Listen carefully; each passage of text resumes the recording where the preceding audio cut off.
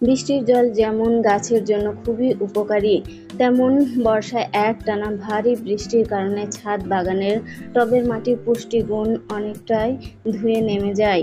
তাই বর্ষার পর যখন রোদ বেরোয় এবং টবের মাটি শুকিয়ে যায়, তখন গাছগুলো কিছুটা ঝিমিয়ে যায়।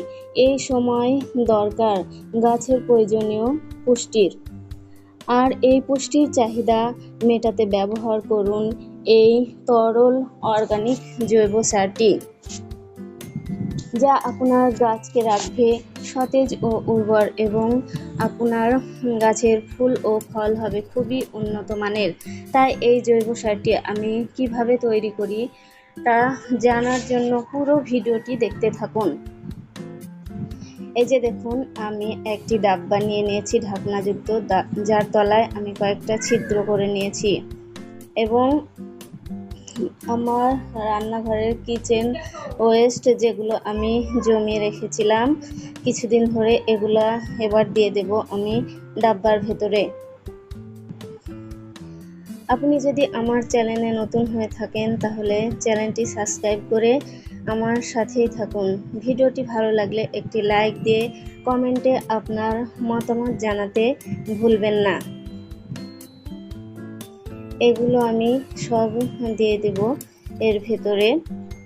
দেখুন, দিয়ে দিলাম এবং দেওয়ার পরও কিছুটা জায়গা ফাঁকা রেখে গেল। এর ভিতরে আমি আরও কিছুটা কিচেন ওয়েস্ট বা সবজির খোসা দিয়ে দিয়েছি।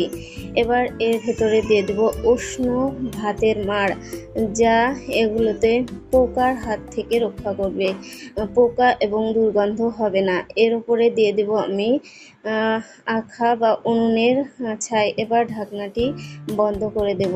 দেখুন, তলায় তরল জমা হয়েছে। এবার এই তরলটি আমি ঢেলে নেব অন্য একটি পাত্রে, যাতে আমি আগে থেকেই জল বা পানি দিয়ে রেখেছি কিছুটা, এবং এর সঙ্গে মিশিয়ে দেব আরও কিছুটা জল। এই তরলটি সরাসরি গাছে ব্যবহার করা যাবে না, এটি গাছের ক্ষতি হতে পারে। এবার তৈরি হয়ে গেল তরল জৈব সারটি। এবার প্রত্যেকটা গাছের গোড়া ভালোভাবে খুঁচিয়ে গাছের টবের মাটি আলগা করে নেব এবং প্রতিটা গাছে আমি এই তরল জৈব সারটি দিয়ে দেব। দেখুন, আমার প্রত্যেকটা গাছ কতটা সতেজ এবং ফলগুলো কতটা সুন্দর।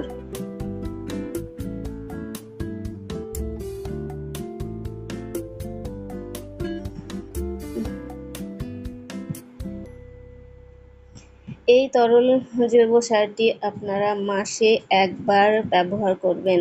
দেখুন, আমার এই বছরেই লাগানো আনার গাছগুলিতে ফল এসেছে এবং ফলগুলো কত সুন্দর সতেজ।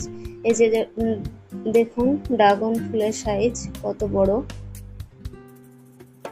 এই যে আরব দেশের খেজুরের চারা, দেখুন কতটা সতেজ হয়ে আছে। এই যে সবজি, করলা, এই যে ফল দেখুন ছোট গাছে কত সুন্দর সুন্দর ফল। এই যে লঙ্কাগুলোর সাইজ দেখুন কতটা সুন্দর, আর গাছগুলি দেখুন সতেজ। সঠিক যত্ন নিলে ছাদ বাগানেও যে সুন্দর সবজি ও ফল হয় তার প্রমাণ দেখুন।